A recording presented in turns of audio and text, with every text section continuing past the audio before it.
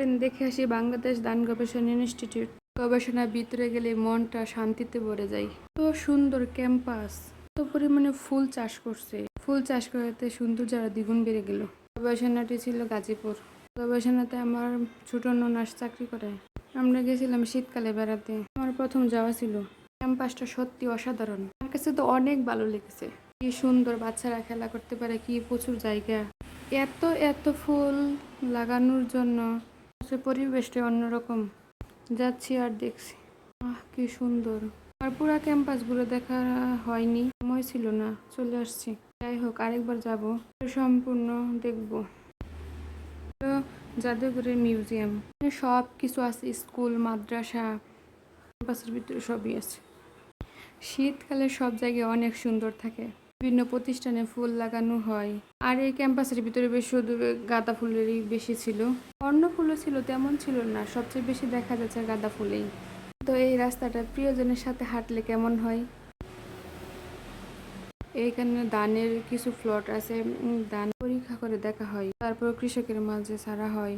তো প্রত্যেকবারে ধানের সিজন হলে আমার ননাসের কাছ থেকে বীজ নেই ধানের। এই তো আমার মেজু ননাসের মেয়ে হাঁটছিল, দৌড়াদৌড়ি করছিল। এটা কিন্তু চলে যাওয়ার রাস্তা, আমরা চলে যাচ্ছি বাড়িতে। আমার আশপাশ রয়ে গেল, পুরা ক্যাম্পাসটা দেখতে পারলাম না, আর কেমন জানি সুন্দর। যাই হোক, মানুষের মনে আফসোস রাখতে নেই, তো আবার আসবো, দেখা হবে। আমার মনে হয় কি, গরমের সিজনে এমন সুন্দর আর দেখা যাবে না।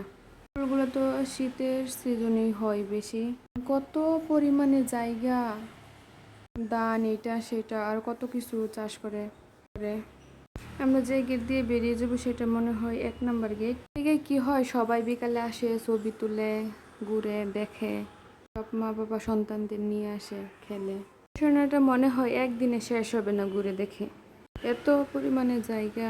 বড় বড় যে ইয়াগুলো আছে, এগুলোর মধ্যে ফুল চাষ করছে জায়গা করে। নারিকেল গাছও দেখা যাচ্ছে। তেমন ফলের গাছ নেই এখানে, মনে হয় শুধু নারিকেল গাছই আছে।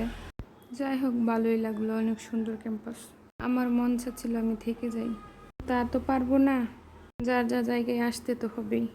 এই তো আমরা এখন বেরিয়ে যাব, এইখান থেকে আমরা বাসে উঠবো, তারপর বাড়ি চলে আসবো। এই তো তারা ছবি তুলছিল, আমার ভাই, আমার হাজব্যান্ড, আমার দুলাভাই ছবি তুলে দিয়েছিল তাদের। এই তো